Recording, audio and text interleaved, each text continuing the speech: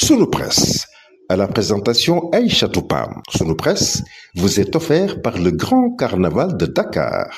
Bonjour, la défense des avocats de Farba Ngom, le placement sous mandat de dépôt d'Azoura Fall, entre autres sujets, sont mis en exergue par les quotidiens reçus ce matin. La défense contre-attaque, lit-on dans le journal Sud Quotidien, revenant sur l'affaire Farba Ngom. Face à la presse, les avocats dénoncent une dérive judiciaire et des violations graves des droits de la défense. Les avocats de Farba, toute griffe d'or, lit-on dans le journal Walf Quotidien, revenant sur un maître de Louad qui estime que les Sénégalais doivent maintenant avoir peur d'être riche, et maître Aboubacar Sissé qui estime qu'on ne piétine pas la loi pour atteindre une personne. Le parquet nettoie la toile, lit-on dans le journal Le Quotidien, revenant sur les convocations, ces arrestations tous azimuts. Le journal revient également sur le sale temps pour les chroniqueurs et activistes. Le journal Vox Pop abonde dans ce même siège. Elle traite dans ses colonnes Azoura Fall et Kairé placés sous mandat de dépôt. Ils seront jugés demain jeudi en flagrant délit. Le journal revient également sur maître Moussa Diop sur la plainte d'Azoura.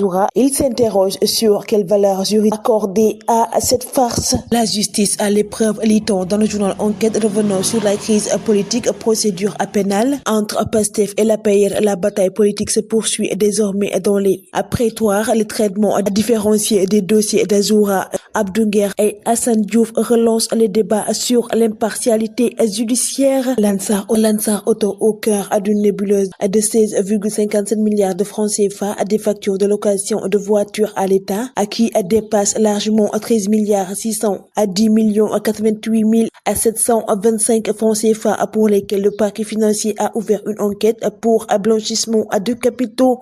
Les zones d'ombre d'une opération effectuée 5 jours après la présidentielle de mars 2024. Banditisme financier au cœur de l'agropole Nord, lit-on dans le journal Libération, revenant sur le pôle judiciaire financier et l'enquête de la section de recherche de Saint-Louis. Des véhicules affectés au projet introuvable, d'autres loués à des particuliers, à des décaissements et des masses fictifs formellement établis. À l'enquête de la section de recherche de Saint-Louis dans sa dernière phase, à celle relative au FERA et à Opower. Le quotidien Les Échos revient sur Mamadou Léopold Mbaye et sur le départ de Barthélémy Dias. Il estime que Taxawu n'est ni un bien personnel ni un héritage à transmettre. Selon lui, Barth avait toutes les cartes en main pour conquérir l'appareil Taxawu à l'intérieur. Il aurait pu et a dû mener le combat au sein des 4 instances de Taxawu.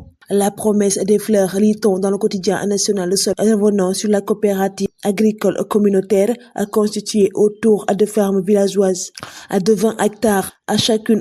Les coopératives agricoles communautaires se positionnent comme une solution intégrée et durable. Un main de finale pour la tanière, lit-on dans le journal Record, revenant sur la Ligue des Champions, la Ligue Conférence, le FA Cup et la Coupe de France.